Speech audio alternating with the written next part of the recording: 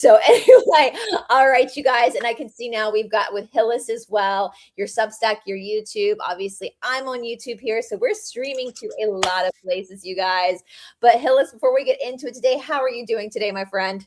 I am good. I am in the space of ebb and flow as always, as with everybody with these very dense energies that are coming in with these energetic density shifts and frequencies, as you just mentioned, in the shadow of Mercury retrograde. So there's all this stuff that we are moving through and try to sort out and organize and integrate. And I'm part of that. So just because, I'm a healer doesn't mean I'm excluded in any of that. Right, right.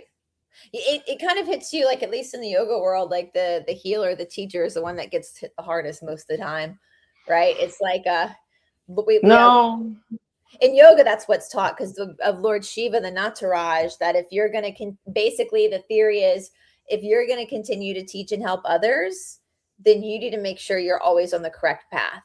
And so, like, yeah. your karma gets almost amplified by the Ring of Fire because Shiva is the one that governs yoga. So, yeah, it's sometimes you're like, why did I pick this life? Like, why can't I just be on vacation for a life? Right, exactly. But you know what? It's interesting that you say that because at least at the current frequency that I'm on, I don't feel the heaviness like some people do. But I will say that I will receive it about sometimes a week, sometimes 2 weeks prior to everyone else, which I find fascinating. Yeah, it goes through ebb and flow. We were laughing about how we need a little less ebb and a little bit more flow. Oh But we yeah. even like, Killis and our in yoga, we're taught that there are three karmas that we're all working with. And I want to clarify for the Westerners, karma is not what we think it is in the West. We've been given fake news when it comes to like the karma bus is coming. Karma just means action, it's just cause and effect, it's just your work. And so we have three. We have our own personal karma from this life, our lessons from this life and past lives. We have our family's genetical karma that we're working with as well. And then we have, which I think is like major for us, collective karma. Oh And yeah. boy, oh boy, is our collective karma a shit show right now. Like we together. No, but it's interesting that you even talk about the family karma. And what's interesting about that, because I know we're going to get into the whole galactic stuff in a little bit, and this almost ties into that, is that when we step into the space of the soul and choosing your soul family and choosing what role everyone's going to play, when we're in this life selection process, we begin to understand at a different level what's happening, what's occurring, and then we inadvertently take on this energy. But in my recent studies, through mystery schools and in some of my reading confirming some of this, is that family karma is only affects you if you believe in it. Because what's most important Yeah. is your soul, your relationship to that soul energy, and the incarnations that you have lived previously, and how that is affecting you in this life presently. And I agree with that. I always tell people like you can't like I hate today we try to blame people for things their ancestors may or may not have done. You can't hold somebody accountable for something their great grandfather might have done like 200 years ago. Like that's Yeah, if that's the case, then we're all screwed because we all have shitty ancestors at some point, yeah, right? And yeah, so exactly. yeah, so we have to be living in the present. Well, Hills, before we get into it too deeply, I wanted to advertise for you. You've got your healing course. And this is a perfect tie-in too, because I we're know, talking right? about trauma, right? Yeah, let's talk about that for a second before because I'm so bad about going to promote something and then I get off topic and I totally forget. So let's go ahead and advertise your course for people who are interested and where can they sign up, all that kind of stuff. So What they can visit the link that's on the screen, hillispew.com/all links. It is happening on August 8th at 12 p.m. Eastern. It is called Trauma to Treasure.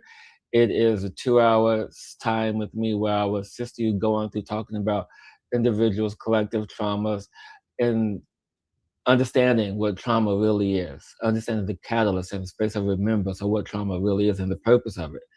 And they're going to end it in a group healing for everyone to clear what they want to clear in that moment. And keep in mind, this is just a one-time session. It's not going to clear everything, but will get to a lot of the root causes in that. And the cost of that is $44. Again, it is on August 8th, Lionsgate Day. So it's a perfect day to open up that energy and to clear out. And people can do this online. Is this online seats or do they Yeah, have? this is online. So yeah, just click on the link that's on the screen. And then that way you guys can register that way. And then once you register, you'll receive the info for that day. And it's in the description box, guys, below on my channel for both Esoteric Atlanta on YouTube and Rumble. That link is right there. It's Hillis's links. It's the first thing in the description box, so it's there as well. So yeah, speaking of, it's so interesting how we play out our traumas. I feel inclined. I wasn't going to even talk about this, but on Substack, which I know you have a Substack as well, so make sure you follow Hillis on Substack. I'll always like tag my friends that I'm collaborating with on Substack. We all do that. And so Catherine and I, our mutual friend Catherine, we tag each other a lot. And I woke up to all of these comments this man was making on one of Catherine's Substacks. And I have to be careful about how I say this because YouTube would not, basically this man like hates women and was like actually calling for violence and openly talking about teaching boys to do bad things to women, that all women were. It was wild to see this in today's age, like maybe 200 years ago. Well, no, I mean, Maybe well, I'm no, I get it. I like, get it because, why 200 years later, 300, 400, 500, 1,000 years later, we're still talking about slavery. Why? exactly. Yeah. And it exists. And the thing is, it goes back to understanding what trauma really is. It's the catalyst Yeah. of the space of remembrance.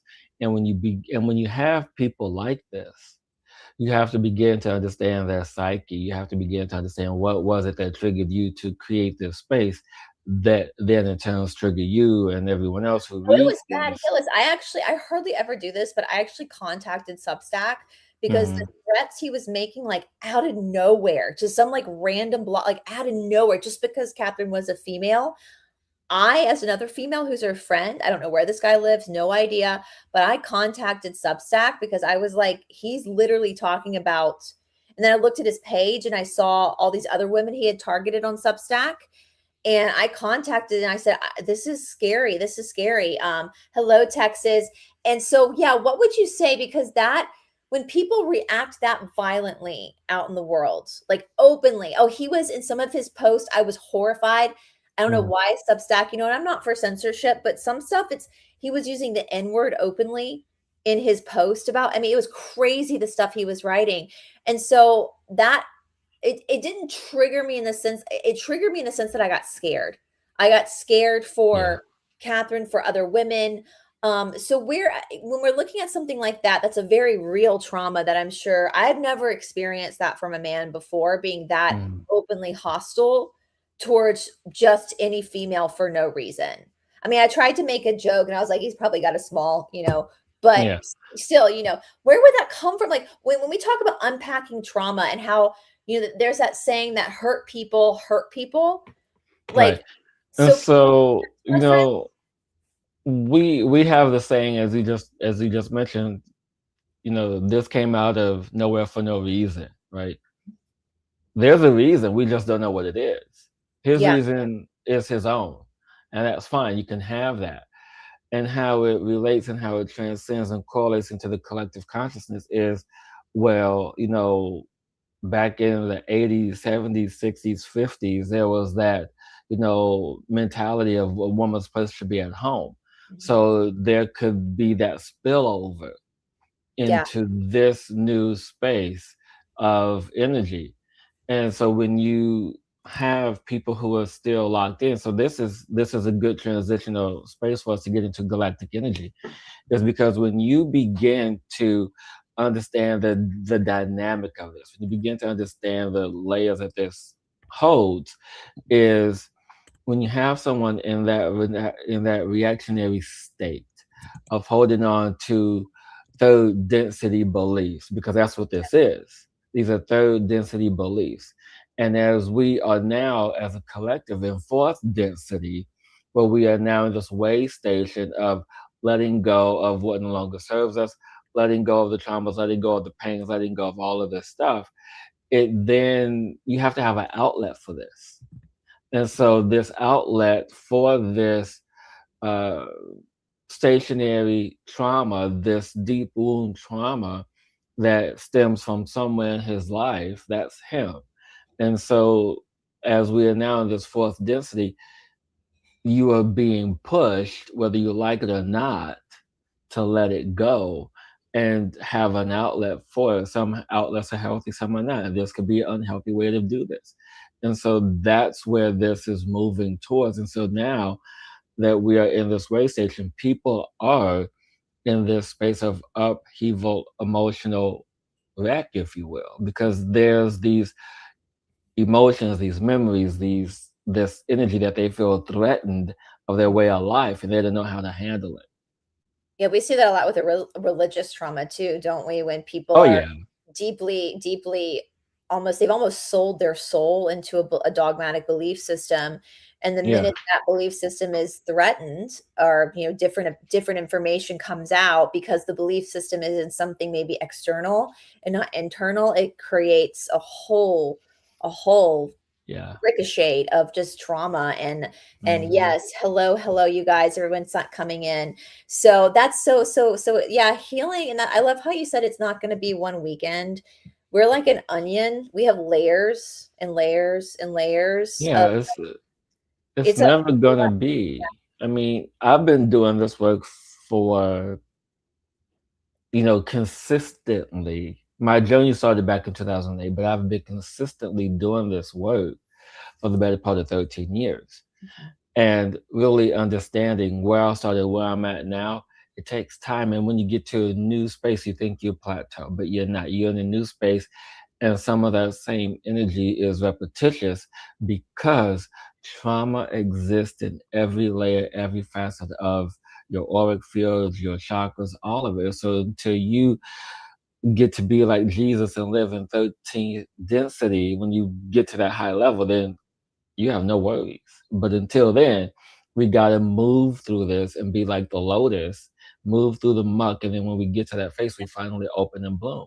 So, I mean, it's take time, people. Yeah. And also, we also talk about too, and yoga, sometimes before you have a breakthrough, you actually fall back a Have a little bit. breakdown. Yes, exactly. It's like a slingshot. Like you have to pull the rock back before you Oh, release it. yeah. And so a lot of people will all of a sudden have everything fall apart and they feel like they're slipping back. But usually that's, especially with people who are consistent, usually that means you're about to have a breakthrough. And Ram Dass would explain it, Hillis, like with the ego or the false sense of self, which is what clings to these traumas. It's Right. like the closer you get to it, it's like it comes out at you as a lion, because the devil you know is better than the devil you don't know. And so It's people, always. you know, um, so it's definitely interesting to look at our collective trauma, our own trauma, how trauma is even passed down through, we talked about it with, with families. You can inherit a traumatic Yeah. response through your DNA too, from like your Um, grandma you never knew, that might just be in your DNA. all right. Well, the deepest one, well, one of the deepest ones that I've ever worked with is where I had a client who had an irrational fear of trucks. Okay. Of Had no trucks. reason.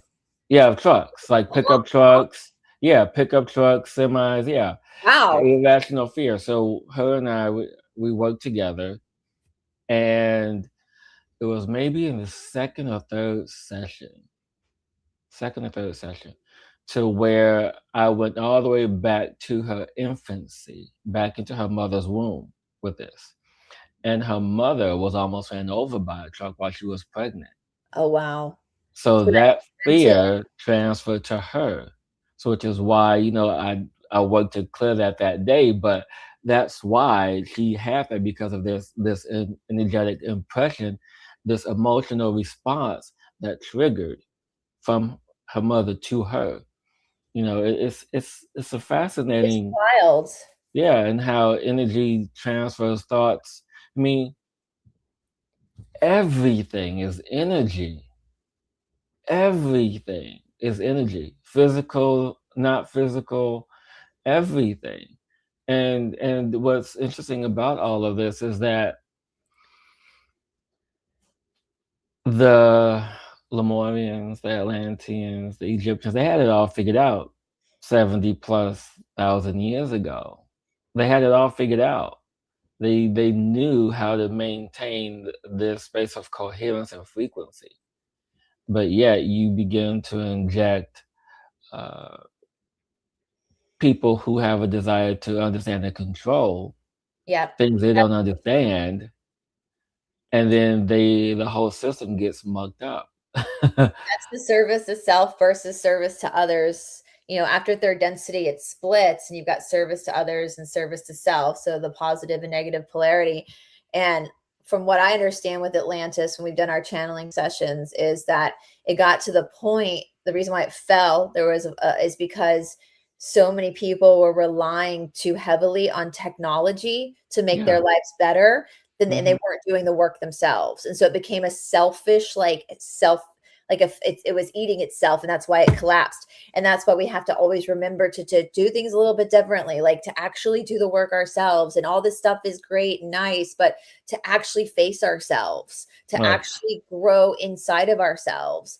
And Right. so it's very, very, very fascinating when you start to look at the complexities of all of that.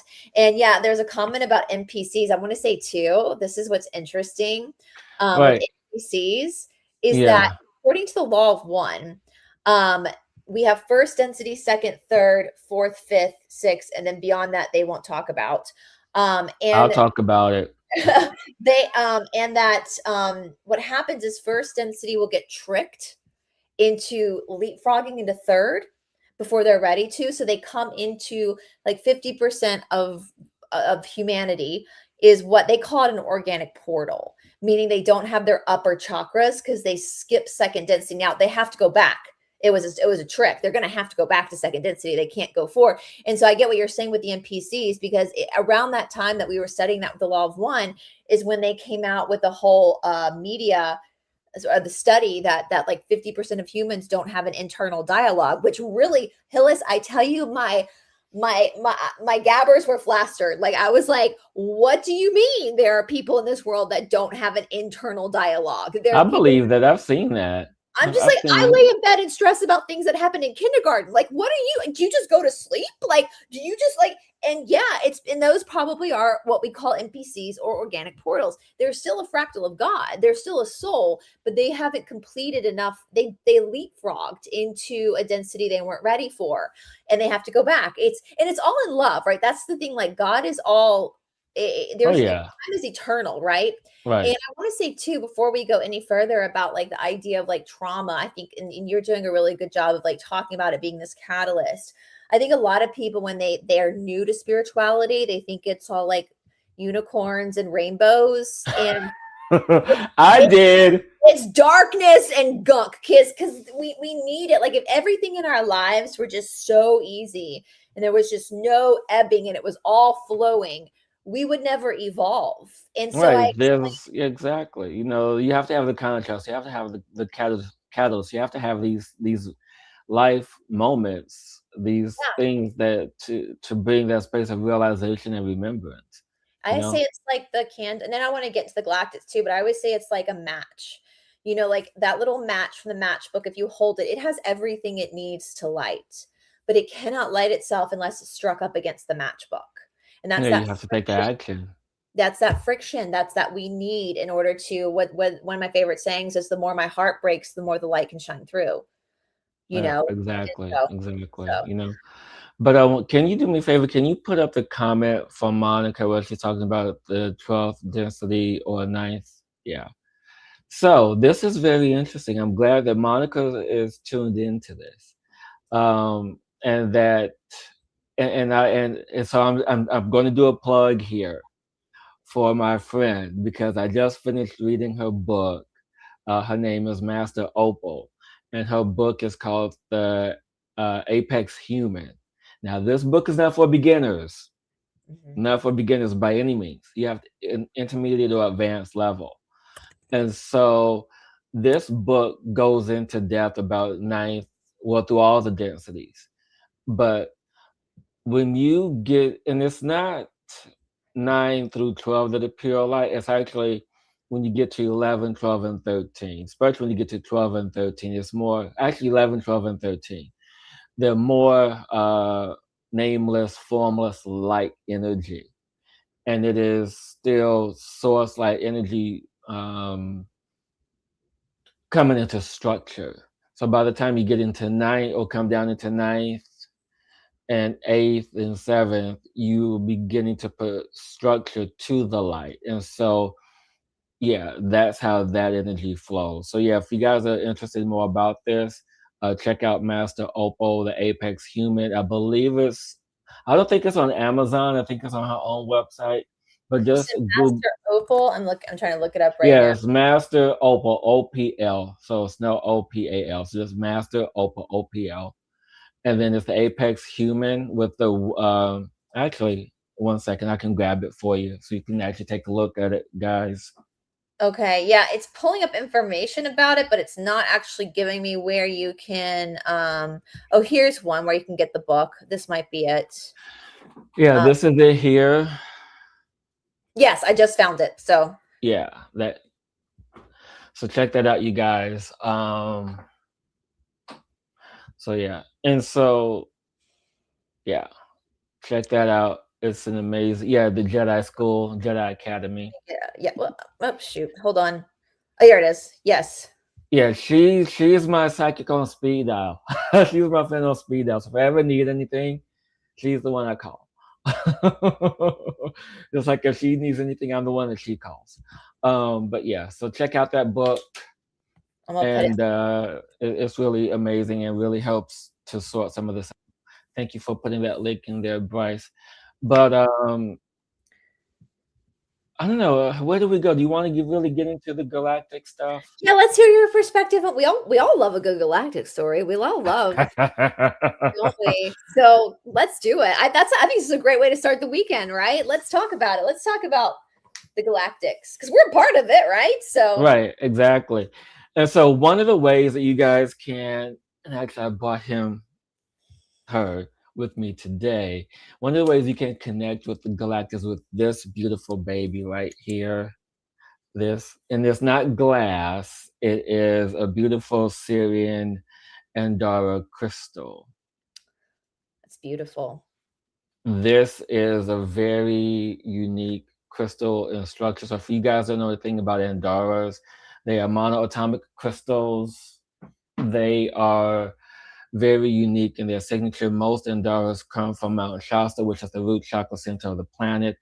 And most of the Lemurian crystals are in Brazil. Most of the energy are actually Syrian. So Andara crystals are also in Egypt. So they were meteors that came. Obviously, knows what a meteor is, and then they hit the planet, scattered all over. But most of them ended up in Mount Shasta in Egypt. Just like when Lemuria fell, most of the crystals ended up in Peru and in Brazil. So along that whole shoreline, because at the time the Amazon River was not just the Amazon River, it opened up through Peru, South America, made its way up and out through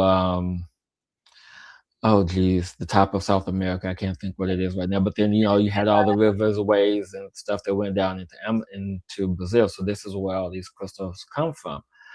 But really understanding the galactics, because this is what I realized about a month ago, that we all want to identify with something. We all want to identify with something that is larger than ourselves, to feel self important, to feel that there's more to our existence. Whether if we are Syrian, whether we are Lyran, Andromedan, Arcturian, Palladian, Venusian, all of these galactic beings, right? We want to feel like, oh, I'm a part of this, I was a part of this. Yes, I was in the Orion Wars. I was a very massive, very protective healer I mean, I had my own security. That's how powerful I was. That I had to be protected. Okay. And through all of this, learning about my own soul history, by going in my books and looking at my DNA, looking at all this stuff. I was like, what's important in all of this? I was a part of all these great things, and now I'm here in this planet living a life of servitude because I'm afraid of my own power. Like, okay, that's reasonable enough, right? But it's not so much of our previous incarnations that make the difference. It's what we identify with in here that drives us to fulfill our purpose, because every incarnation, well, I want to say every incarnation thereafter. Well, yeah, I guess I would include that. So there was a life where I was, you guys can look him up. His name is Phil the Good, the Duke of Burgundy, died in 1467. He was born a Leo, which was in my birth chart. He died a Gemini, June 15th, which is my birthday. And he had all these books commissioned, all this stuff. So yet again, as a duke, he was a service and a servitude. So it doesn't matter what you identify with or what you identify as a galactic race. What's important is the soul and energy and message that you're carrying. Yeah, that's him. That's Look at me. that hat. Look at that hat. I You know. got some See, fancy clothes, Hillis.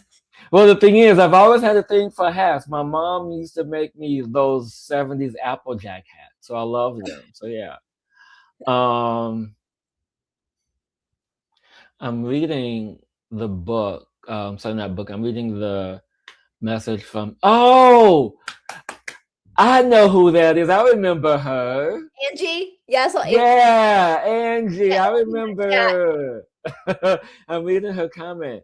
Um, That's my yes, friend Angie. but even the one before that. Thank you.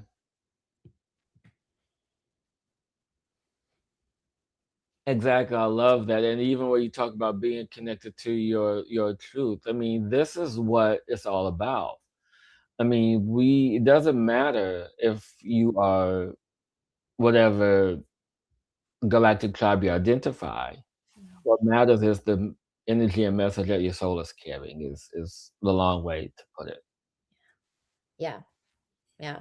It's I love Ram Dass always said, with spiritual practices, sometimes the goal isn't to be somebody, it's to be nobody so that you can settle into yourself, Yeah, and really like find instead of, and that's hard, especially, and don't get me wrong, I love being an American. I love America, but in America there's a culture of like, do something, be better, do more, and sometimes I think we start to self-identify with the wrong things, with the temporary things, that yeah. the temporary stuff versus like settling into that nothingness of existence.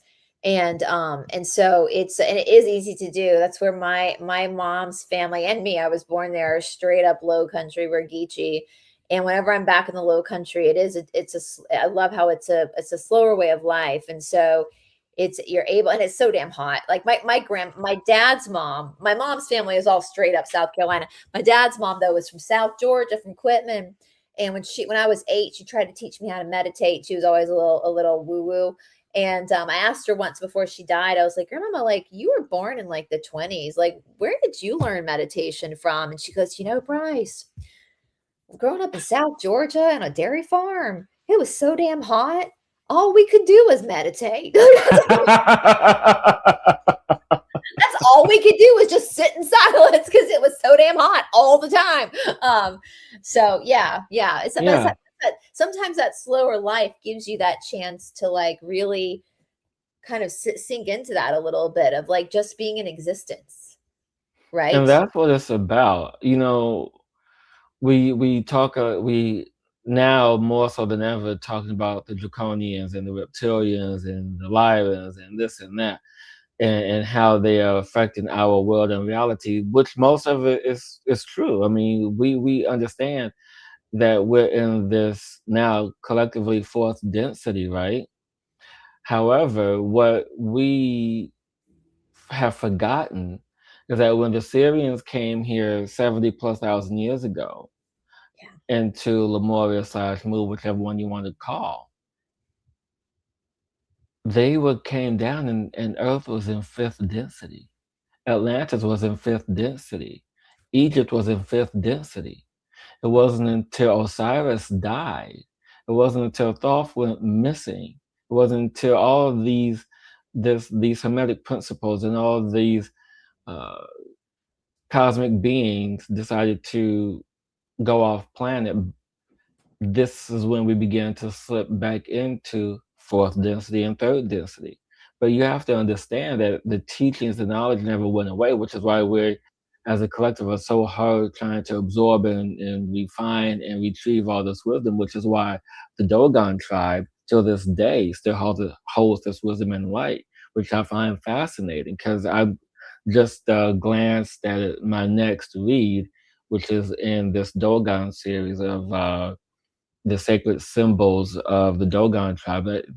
You know, kind of the name of it. But I glanced through it, and some of the symbols mirror and are close to the ones that are in the Book of Moose symbols. I'm like, come on, this can't be coincidence, people. So for our audience, we talked about we years ago, Hillis and I did a show on the Dogon tribe, but for I've got a lot of new subscribers now. So can you give like a 2 second like Cliff Notes version about that? I mean, if you can, it's I don't want to reduce human life to just a Cliff Notes version, but just so people understand like what you're talking about and how unbelievable this tribe is in Africa and the theories behind it and speculation behind Oh it. my goodness. Yeah, so Galactics. Speaking of Galactics, this yes. get into So it. the Dogon tribe, and if you guys know anything about Egypt, and actually so put this in your calendar. August 12th is the return of Sirius over Egyptian skies. So 70 days. So this is why we have the dog days of summer, because the Sirius system is known as the dog star, which is why we got the dog days of summer. And then on August 12th, since summer is about 70 days long, from June 21st to September, that's, dog days. And so then uh, Sirius is making its return. So every 70 days, it comes back up into Egyptian sky, which is why Sirius is so prominent in the culture, especially in that region. And so they have the Sirius. So this is how it actually happened. So after the fall of Egypt, there have been these I call them satellite cities because, lack of a better term, these satellite cities were created, after Egypt. So people went here, there, everywhere. And so part of this was the Mali tribe, or the tribe in Mali, the Dogons. And then they were given and gifted this information, and then they started drawing this information, these symbols on the caves, some of which has been connected to string theory, believe it or not, has been Wow. proven in scientifically in string theory. There's proven connected to DNA, proven to be connected to all these things, these symbols. So this is why they are important in understanding the transition of Syrian energy and how it's connected to our planet and how this information is widespread. So this is the Dogon. I mean, they've been around for thousands of years. I mean, they're as old as Egypt, if not older. And they believe that like literally the beings from Sirius came down and like taught them stuff because things have been preserved, correct? That they Correct. because they're And not necessarily they have very little communication with the outside world. exactly. People, yeah. Exactly. Yeah. Whoops. Yeah. But the thing is, so that what you just talked about how the Syrians have taught them this, some of that is true, but I'm also, in my intuitive knowing, in my intuition through my abilities, that I have felt that this information was passed on from Atlantis to Egypt to the Serious Mystery. That's the one of the books. I love that book. That's like the first book in the series that I've read. Amazing. But it has also been through Thoth and his scribes and disciples has also given that information to them. So I feel like I've been a part of that to that degree as well. So there's this dissemination of these three galactic bodies, Sirius A, B, and C, which most of don't know about. And so when you have this energy of identification, Sirius has the strongest connection to planet Earth, not only because Sirius is the galactic center, but also because it seeded the planet first, because the Sirians were the first ones on the planet. And so after the Orion Wars, everyone began to seek safety, began to find places to where they can lay low, so to speak. And most of the Syrians, along with the Pleiades and some of the Arcturians, those are the first three, they came to Earth. And then, they created this safe haven, so to speak. It wasn't a utopia, it was a safe haven first. And then as they began to acclimate this space into fifth density, they began to create this culture. And it was through the 70, well, probably at the time, maybe up to about 30,000 years, that's when, beginning of the shift. And then after Osiris and the Osirian religion in Egypt, after all of that, that's when things began to fall apart. Yeah. It seems like the more dogma we bring in, the more things fall apart. Oh, yeah. Because it I becomes mean, people's opinions rather than, like how many Jesuses do we have now? I think every denomination of Christianity has their own Jesus, version of Jesus. So, Black Jesus, Jesus white with the white hair, Jesus with the long hair, Jesus with the blonde hair, Jesus with an afro, Jesus with this. It doesn't matter. none It of that doesn't matters. matter. None of that. It's actually funny. And when I did the missing books of the Bible, like one of the biggest revelations that the real guy, the Yeshua, the real one, was not Jewish, he was Egyptian. And Yeah. I kept thinking, like, why would it matter? First of all, if you're a good teacher, you're a good teacher. Like, it doesn't matter. But then I was like, oh, I see now. I see, politically speaking, like why they had to change him there. I'm not going to get into it, but yeah, it doesn't, because it doesn't matter. Like, I hate when people say like this group is God's chosen and this one. No, God, we're all fractals of God. We're all different Right. expressions of God. All of us. Right. And I like that you're saying fractals. I really appreciate that because that's what it is. We are all fractals of this one being, which is why I have my series on my YouTube, Being Omni, because it's about being the all. It's about embodying that. And it's on that path to being that. And the information that has been passed down from the Syrians, the Arcturians, the Pleiades, the Lemurians, the Mayans, which are what did I say? The Moutians. Right, the Moutians, right. They're called Mayans because Moutian doesn't. Yeah, no, because even people, the people who were like, that doesn't clock. We have to. So the Mayans, so even the Mayans, the people who were descendants of people who had these. Why can't I find the word today? Because it's the shadow of Mercury retrograde. That's just what Thank happens. satellite cities, all these different little cities outside of Mu, Mayans came up, all these things. So it's through this way where we still have this infinite connection. But the infinite connection matters not because it's here in your soul and everything that we talked about before doesn't matter what it is because now that we have this direct connection to our alien lineage, our extraterrestrial lineage, it begins to trigger these moments of deeper knowing that we carry. And it's in this moment, it's like, oh, wait, okay, I'm this or I'm that. But for me, after I went through that phase, because I went through it too, it's like, what am I? And then I realized, wait, I'm all of them. It's like, wait a minute. Yeah. Then it's like, that doesn't matter.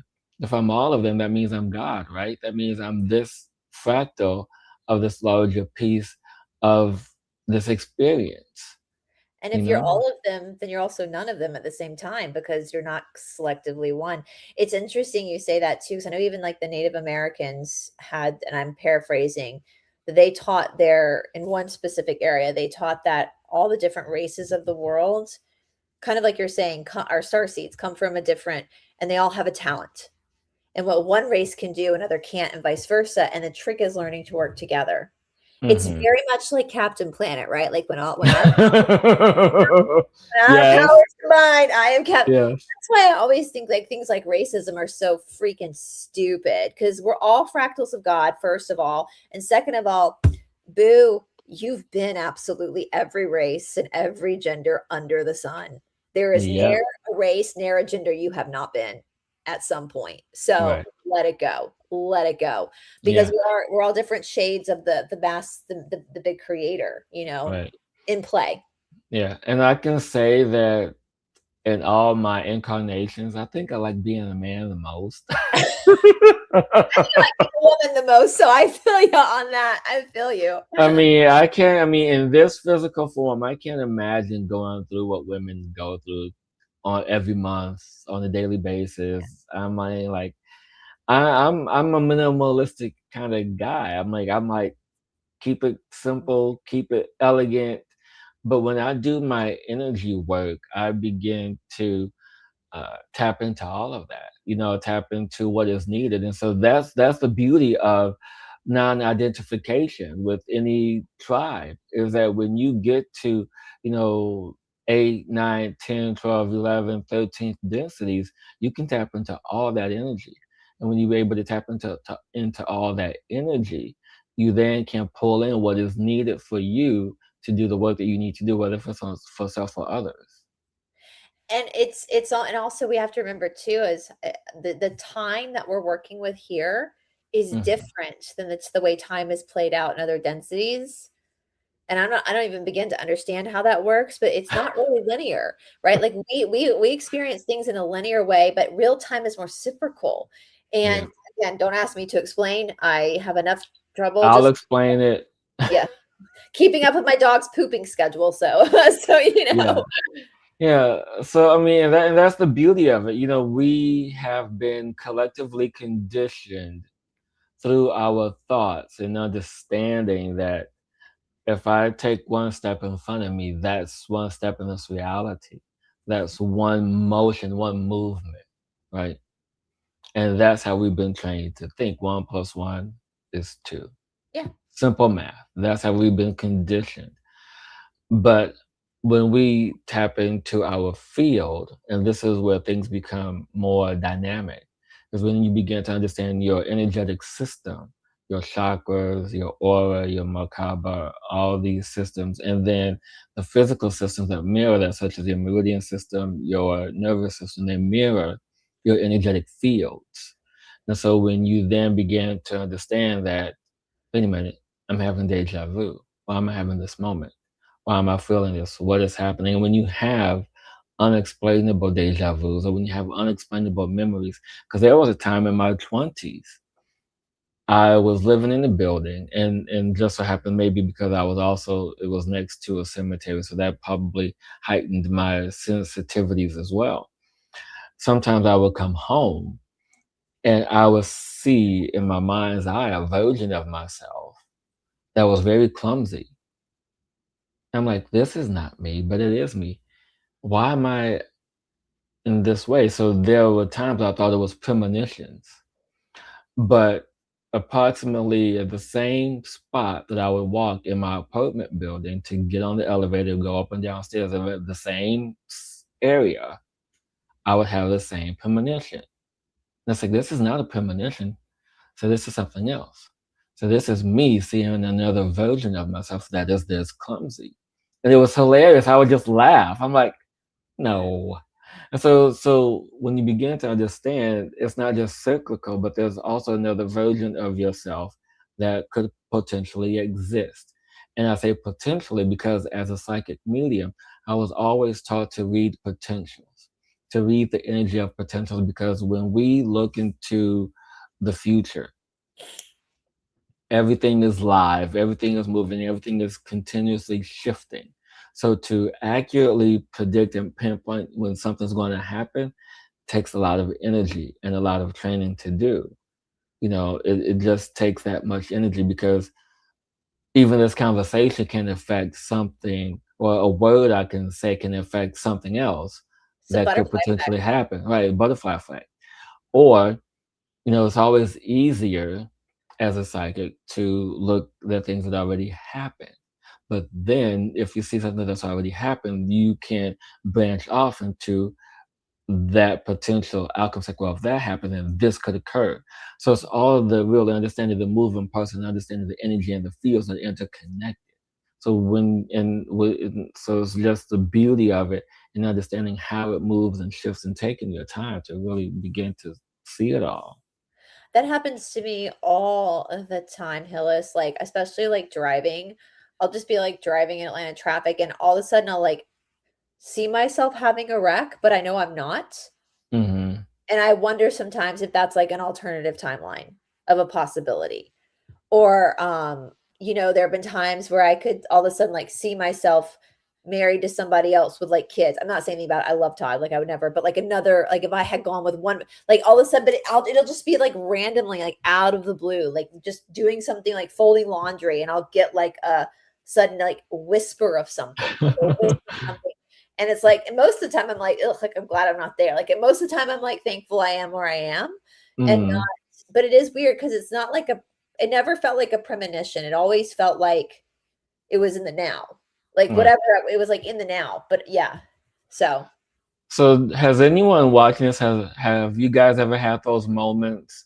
Let us know in the chat because we love to hear if you've actually had moments of deja vu or if you had a premonition that you knew that wasn't a premonition, because it really helps not just those who are watching, but also the collective when we begin to identify what these are. Because as a collective, we got some cleaning up to do.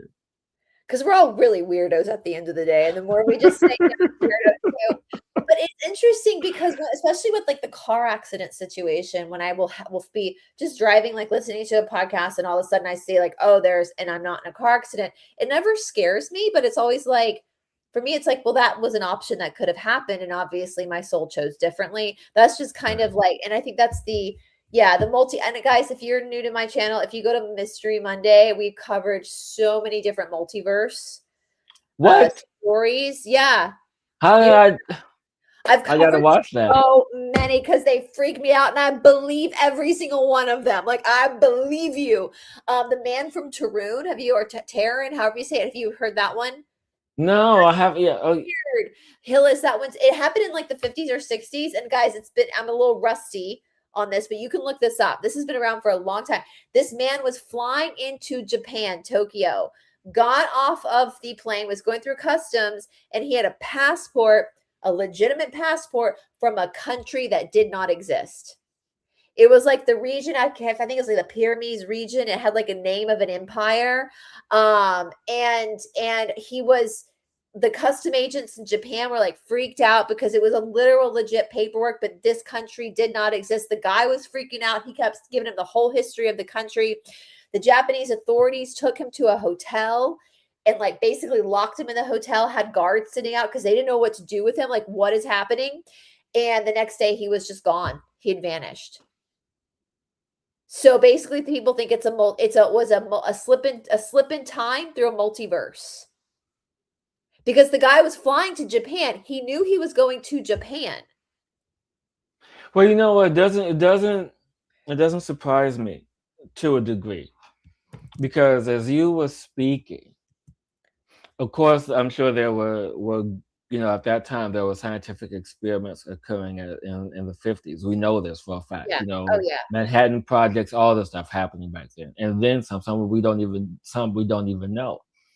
But what's fascinating, what's coming up in my intuitive space is that he was flying to now was he where was he coming from? Tared is that it's like let me No, look. but he was already on the plane, so no He was one on the plane, and people have questioned that. Like, did the people change on the plane? Because people were on the flight with him, but they because were Tared. They were yeah, well, in Europe. be, oh, he was coming. Okay, so So what was basically, if I can remember correctly, let me see if I can find the pictures. I think if I remember correctly, correct me if I'm wrong, guys, in the comment section.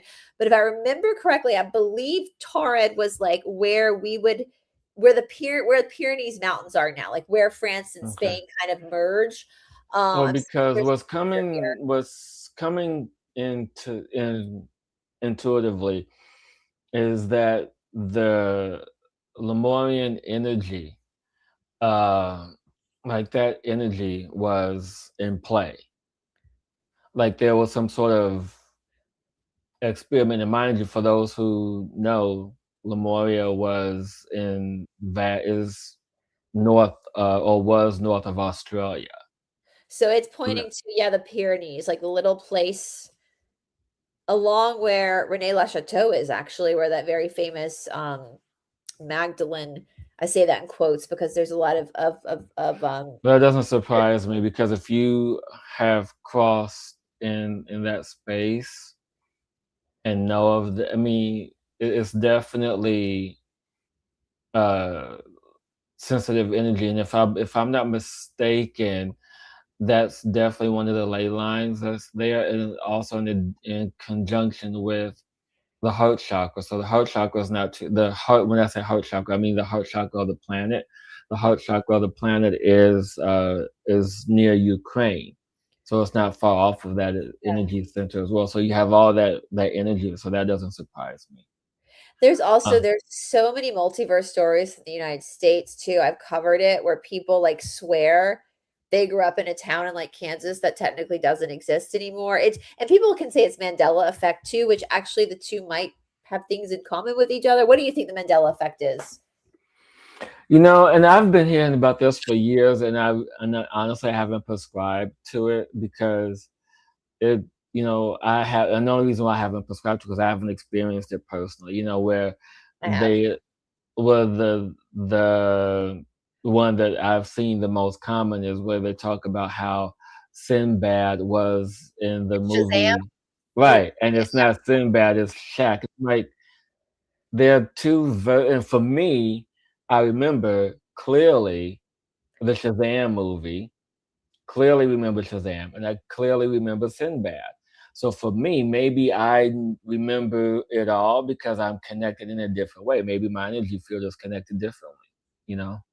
The one that pisses me off is the Berenstein Bears. When I grew up, it was the Berenstein Bears. Now people are like, no, it's the Berenstein Bears. I'm like, no, it's the The Berenstein Bears. bestie, yeah, yeah, yeah, yeah. I've Berenstein seen Bears. That's what, not Berenstein. Who's this Berenstein? Like that. that's Yeah. that's not the family of bears that I No, grew up with no. living in a tree. It was the Berenstein Bears.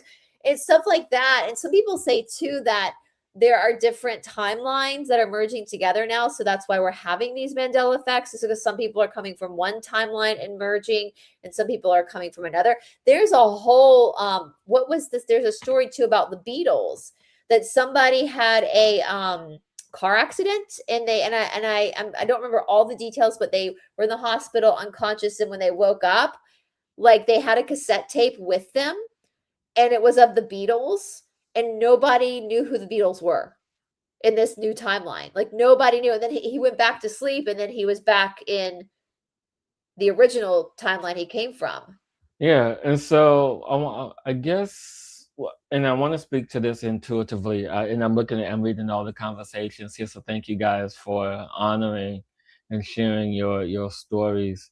But what is coming through intuitively about this, and this is a bit tricky, only because it's taken me back to moments where I began to learn about my abilities. Mhm. Okay. And sometimes it got to a point where I overwhelmed myself and turned everything off. Yeah. Okay. So Yeah. I want to start off with context here. So people who are having these real experiences, because who am I to say otherwise, right? So people who are having these real experiences of timeline differentials, of having different knowledge and wisdom from one to the other, it could honestly really be the space of connecting to that other version and aspect of self Yeah. and bringing that energy and wisdom here and bringing this life and light here. And I also see, the people who have literally been tampering with time to say, oh, okay, well, we can change this, but it's going to affect that. So it's like all, and it's only little things Yeah. that people won't know or care about, because at the end of the day, I don't care if it's Bernstein or Bear Yeah, it Stein. doesn't change Right, it politics doesn't, or right, yeah. exactly. It doesn't change the outcome. And so for people who are having these real moments, it really speaks to what is important for you in that moment. Is this real? Yes. What is my connection to this? Trying to figure it out. How am I identifying with this? What do I remember? What do I recall? And and I want to say you're not crazy, No. because I've had dreams, I mean very lucid, sometimes astral projections where I thought I was in a whole other reality completely. There have been times where I've gone on missions, recon missions, and actually had to fight in a couple of these missions. So it's like there's these things that actually happen. So it's not just in the space of the field or in the consciousness or singular or collective consciousness. It's in the space of knowing what is actively transforming in your reality. And when you begin to understand, which is why, when you understand self first, then you can understand the field. And when you understand self in the field, you then can understand the shifts in energy and how everything interacts from to the largest, which is the easiest, to the smallest detail. Because these details, these intricate little nuances are what's key here. This is a really good idea, but honestly, I was just reading that. I don't have any more VHSs. They're all gone. Like I've gotten rid of, my mother was the opposite of a hoarder, and that's kind of how my sister and I are too. So we always get rid of stuff, but that's a really good idea. If anybody has a VHS of something that could have something that they claim is a Mandela effect, and just to check it out, that's a really good idea. I want to ask you too, on along those lines, Hillis, there's these. Have you been watching the glitch in the matrix, like TikToks and stuff like that? Those freak me out more I than haven't been on social media, and I mean, if I'm on social media these days, I'm like in and out. I don't spend a lot of time, but I have now. So explain. glitch in the matrix. It's where commonly, again, and you guys, if you hear snoring, it's not a demon in my house. My dog is on the bed snoring right now. He's on some medication that has CBD in it, so he's a little stoner right now. I don't hear anything. Okay, good, because he's a loud sleeper. So glitch in the matrix, again, like the Mandela effect, it's never something that's like life changing or like, but somebody will like open up their closet one day and only have the left shoe of each shoe. Or someone will won't be able to find like their ring, and they'll find it, and then they'll find the same ring in their bathroom, and they'll find the ring in their car too. So they'll also have two of them. I just saw one with a girl who went camping with her husband. God, I couldn't think of a worse vacation. I hate camping so much. I don't like being dirty. But she was cleaning out the bottle that taught one of those little where you put water in, Yeah, the bag bottles that purifies. yeah. And she was cleaning it from camping, and then she hung it up to dry. And then she went to go get the backpack like a few hours later to go put it up, and she realized the water bottle had been put back in the backpack and it was dry. And she's like, oh, my husband must have put it back. And she was funny because then she's like, no, my husband would never do that. He didn't put it back. So she went to check, and the water bottle was still drying. All of a sudden, she had two of them out of nowhere. So it's stuff like that that people are experiencing with a glitch Mhm. in the matrix. Or Mhm. like they'll see something like, so a common one is someone will be driving and they'll have like, I don't know, a Kroger delivery truck beside them. They'll notice it, look down for a second, look back, and the Kroger truck is like way behind them all of a sudden. Like things are just getting moved around in like time frames that don't match the reality. Did it just get darker? Speaking of maybe the three-letter agency is watching us talk about that, and they're like, and so if you have listen, That's interesting because I hear all about this, and been seeing some of it, but I've never seen anything to that degree. And what is coming to me is field dynamics. Okay. And, after reading my friend's book, it makes much more sense. Is that when you are in tune with your field and frequency, you have a better sense of what's going on. You're grounded and you're more aware. And it's almost as if you become untouchable in a sense. Like you're not affected by this stuff because um uh, I don't know why this just popped into my head. So have anybody seen Loki on Marvel? Has anyone seen that? Because let's give context. Okay.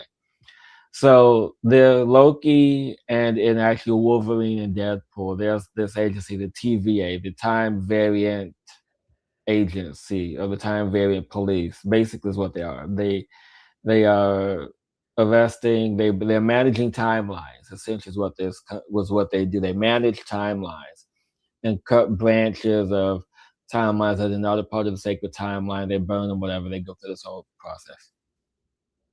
And so one universe, one timeline, it was dying because the anchor for that timeline was dying too. So if the anchor dies, so does the universe. Yeah. Okay.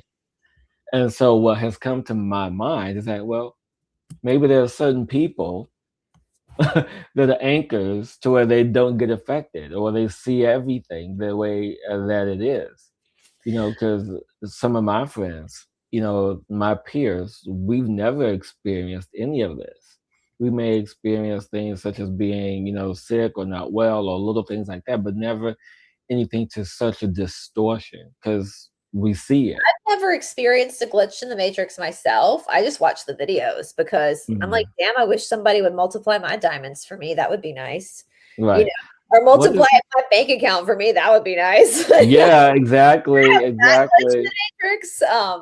So Wait, I what is Angie saying? I want to see what she said. Yes, people on the ship are not into these things, but meeting me and their deceased loved ones speaking through me, they are now. I love that.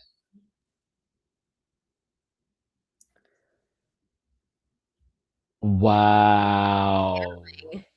Wow. Yeah, see, it's stuff like this because when you begin to understand the field, when you begin to understand your energy, and this is what Syrians understood. This is, why understanding energy and fields are so important. It's key to all of this. And when you move in this density and we move, and mind you, there's third, fourth, fifth, sixth, all these densities, right? But in each density, and I think this is why it's so prevalent now. So this is so I think, because I know you probably want to wrap up, so maybe this is a good note to wrap up on. So think of fourth density that we're in collectively, and I feel we're in lower fourth density. And this is, as I mentioned earlier, the way station for us to clear and get rid of all our shit. Okay. And think of now you have uh, a lasagna dish, and think of the lasagna dish as fourth density. And you have your sauce layer, the meat layer, the noodle layer, the cheese layer, so forth and so on. Those are all dimensions within the density. Okay. And so sometimes one doesn't know about the other. You can have a sauce layer, and then two layers up, you have a noodle layer. yeah. But they don't exist. They don't know about each other. You do because you created it. Hmm. And so in these dimensions that are in the density, you have the potential to transverse between them. So this could be another thing that people are experiencing within the density because you are now being forced To as a see. collective to clear out your stuff. And sometimes you have to move through the spaces to know what you need to get rid of. And this can create very heightened emotional instabilities or sometimes even mental instabilities, and not enough to where you have to be medicated or ask help. Sometimes it does, sometimes it doesn't, but then it creates this space of questioning what's really going on. So this is why which is why it's important for people to ground, understand, and know self, and understand the field and their energy. So that way, when stuff like this occurs, there's no second guessing. You're stable. These glitches are in the space of instability of self. So when we are not stable or secure with our own energy, then stuff like this can occur because we're just open. So Hillis, you're saying if I want my bank account to have a glitch in the maker, I gotta turn into a crazy bitch. I'm just Yeah, kidding. pretty much. Create some instability. I will blame it on you, and I just turn into a crazy bitch in front of Todd and be like, "Trust me, I'm doing this for us." I've got a favor to ask you, Hillis, because I Yes. love these weird things happening so much. Like it's Hmm. just like a brain tickle, right? Like when Yeah. these things happen. There is a TV show that I'm addicted to. It's 4 seasons. The 5th season is going to be their last season. It's called From, and we've talked about it on my channel before. It's Hmm. from the creators of Lost, but they promised us it would end like Lost. A lot of the Okay. actors from Lost are in it. A lot of what you're talking about is actually subliminally in this show. So Mm. the premise of the show is like a sci-fi horror or whatever, but it's actually there's a lot of like so the premise of this show is that people all over the United States, they're on a road trip at different times and they pull off and they see a fallen tree, so they turn around and they end up in a town they cannot get out of. They're all stuck in the town all of a sudden. And again, they've all gotten off at different places in the United States. Mm. And which sounds, I mean, actually, honestly, I'm gonna be honest, this town sounds like a dream to me. At night, monsters come out and eat you, but if you have a little talisman you hang on your door of your house, that just have to be, they don't come in. So literally, like, you don't have to work, you don't have to, there's just food there. Literally, it kind of sounds like a dream, right? But anyway, so the whole time for all 4 seasons, obviously the cast, it's an ensemble cast. They're trying to figure out a way out. And what is this town? Like, where are they? What Hmm. happened? Hmm. And it gets into a lot of the shots show for people that break the show down different legends, different old teachings. It gets into reincarnation. And in this past season, it talked a lot about anchoring, getting rid of the anchor. Oh. So now I'm going to warn you, it's very bloody, but it's one of those shows that once you get through the first monster eating a human, you just kind of get numb to it. But I love it because of the mystery of it all and trying to find. It's a very deep, intelligent. It forces the audience to research like everything that the cast wears, and of course the cast is limited to what they wear because all of them are on trips, right? So they just have and they share like for people so that they have limited clothing, but they all have like a necklaces on or scarves on or a t-shirt on that will have like a symbol on it. And you don't even notice it if you're not super paying attention. But a lot of Hmm. people have like gone and broken down like different symbols shown from like cast costumes and broken down through research like where that comes from and like what it's telling us about the story. But I would love for you if you get the time. You got 4 seasons already. I promise you'll be addicted. Well, I'm glad you told me ahead of time that it's the 5th season would be the final one because I've gotten into shows like the OA. Yeah, I haven't seen that one. Oh, but I've read Oh, about it. Yeah. yeah, Yeah. but the thing is, you have shows like that that are so off the wall, fantastical, and it only gets 2 seasons and it gets canceled. I'm like, so I Yeah. have not invested time in watching too much television. I've been investing more time in reading books, This and, is this and will self finish. study. The 5th season is already confirmed and it will be the final season, so the story will be complete. So what platform? MGM Plus, which I think is through Amazon, is where it just but if you just type in for our audience, it's an international, so just look up wherever you're from and the where you can watch it. But just because I mean it is like horror, but it's also because I'm not really like I don't like slasher films, like that's Yeah, not yeah, my yeah. thing. But this is horror because it's very psychological too. Like not only is it blood and guts, but it's super psychological too. And it gets into it goes all the way back to like the 1500s. They're learning. They're presently now, so they're in our time now, but they're learning that most of them have been there and keep going back there since like the 1500s. Right. Awesome. And Okay. Well, I'll put it on my list. so that Um, we can, I want to hear your perspective because I love all. I'll see if I can show some pictures, you right. guys can see it. It's so um Yeah, it's I've seen those faces before. Um, yeah, but I wanna also comment on what Charlie said too when sorry, you let me there's a lot going on when you're yeah, working. there's a lot going on in that, but bring up You guys, Charlie's. anybody you're watching on StreamYard, if you see the host like looking out, it's because there's a lot going on StreamYard that you're managing at the same time. Yeah. So But I like, so Charlie says densities may coexist and only discerned through interfacing the appropriate resonance is key. So I like that, but I just want to bring a clarity to you, Charlie. I love that you're really in tune to this, but there's a difference. There are densities, and densities, just like the planes of existence that I teach and talk about, they are stacked.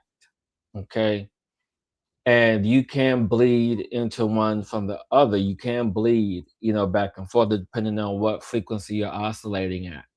Your frequency, the kilohertz, determines everything. For like right now, my baseline operating is 3,000 kilohertz right now. That's my baseline. So when I work with clients or do things like that, my baseline obviously jumps up, and I will go into other densities, such as fourth, fifth, sixth, seventh, eighth, ninth, and so on, the densities.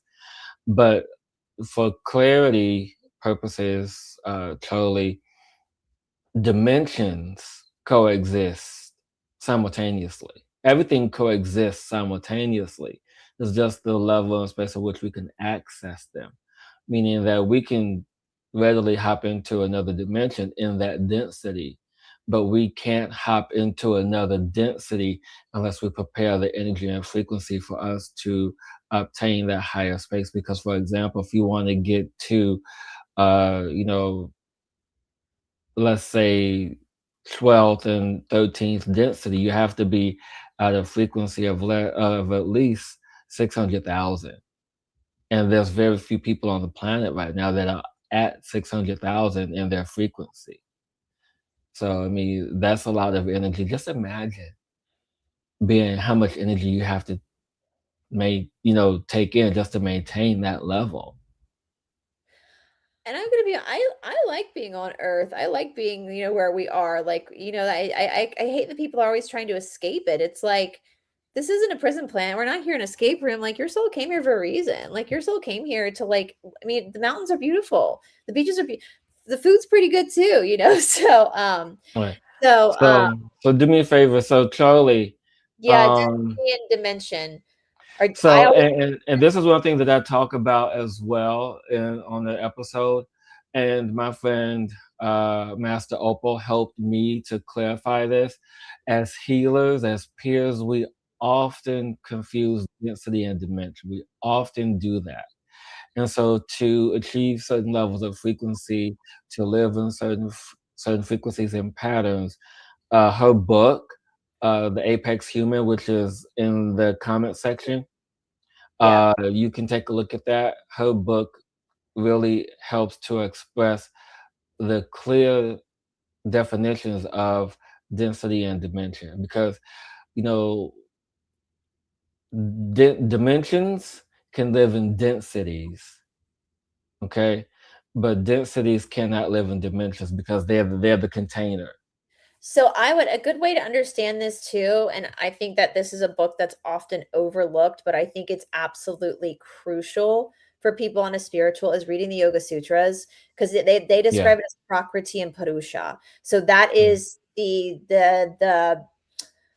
the crucial point of man's suffering is what Patanjali said 5,000 years ago is that who man thinks he is not really. You think you're your identity. You think you're your nature, your density. You think that I think I am Bryce, but no, this is just a temporary. What you are is Purusha, which is consciousness. And so man gets that confused.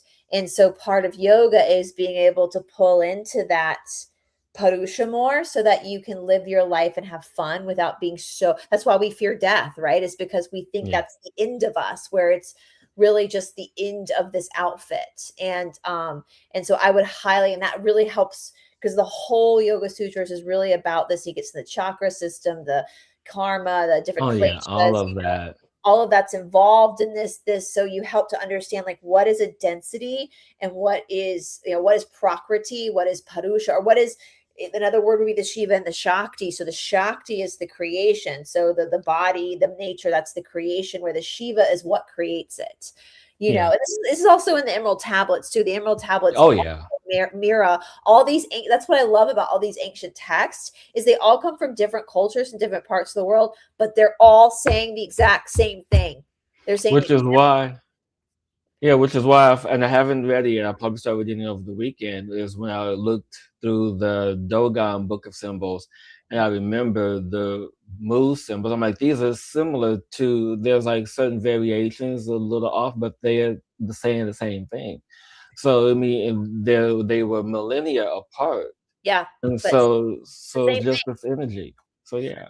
I actually, my conspiracy mind says that the whole prison planet thing is a 3-letter agency psyop to get us to create our own hell, basically. So I agree with you there, Charles. Yeah, I think Yeah, yeah, that is yeah. basically like, because the 3-letter agency is in the spiritual community trying to get people off and get people like, Oh my goodness! Wait, did you hear? Did you read? I saw it last night.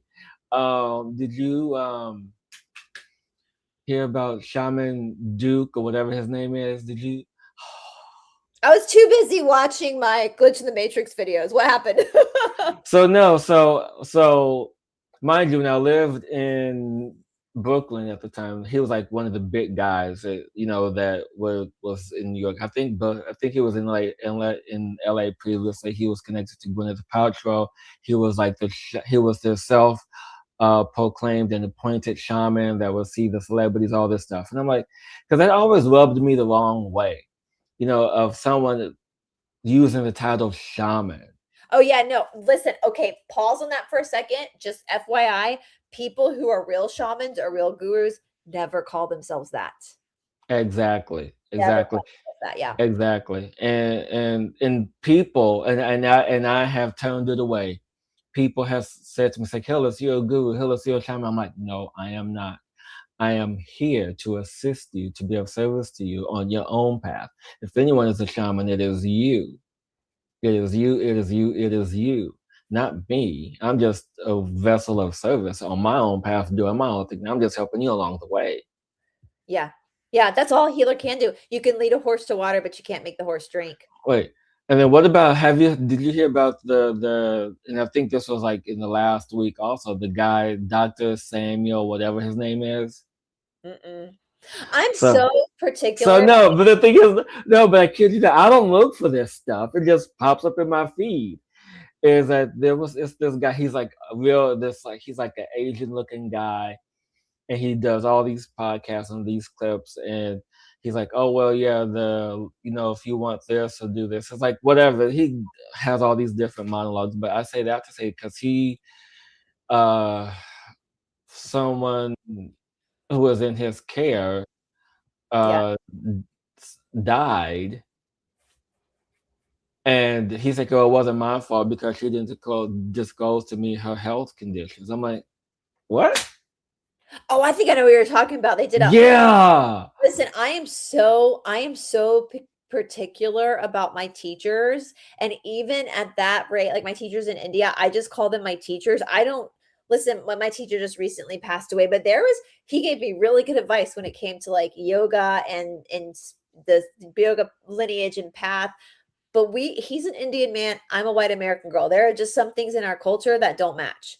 And Right. there are people Exactly. I know, some colleagues and friends that took everything he said. I'm like, you live in Germany. Like the advice he's giving you, they do arranged marriages in India. That's not what we do in the Western world. So you're gonna have to like let that go, Right. So you never give a teacher or a healer all of your power, right? You have to Yeah. be an individual. Never. I mean, never. I mean, So I'm having an emotional moment because um I shared this story recently on my weekly show. So if you guys want to check out more of my personal story, hop over to my YouTube. Um and so this helped me to understand what I'm about to share, helped me to understand my path and my purpose. So it was one ayahuasca ceremony, and guys, I'm not shy about sharing about any of my plant medicine experiences. It was a plant medicine ceremony, and this was a really odd one because we all started out outside, and we had a tarp up so that way we wouldn't get wet or anything. And so it started raining, and the tarps were coming down. There was a heavy rain, and we were like, "Oh, we gotta go inside." I'm like, "Huh? What? What's going on?" Mind you, the medicine is kicking in, and the people are like, "We gotta go inside." I'm like, "No, I don't want to go inside." I said, "Come on, we gotta go inside." So I ended up having to go inside of the yurt to finish ceremony, and I'm sitting. The shaman is here. I'm sitting on the right hand side of the yurt, close to the back, so I'm on his left. And he was singing a certain song, and mind you, he knows no English. Everything he says is in Spanish. And there was one song that he sang, and he looked me squared in my eyes through most of the song. I felt like he was singing directly to me. Yeah. My shaman was singing directly to me. And that was the first time that I ever felt God. The first time that I truly felt God presence. Like, we go to church, we have, the sermons and things like that. And, we have these things that we do to get in touch. But that was the first time that I really felt that I was connected with God. And when ceremony was over, he, had his wife at the time. He told her, and then she translated to me and said, "Do you know what you are?" And I'm like, "No. What do you mean? Do you know what I am?" I was like, "No." It's like, "Hillis, what?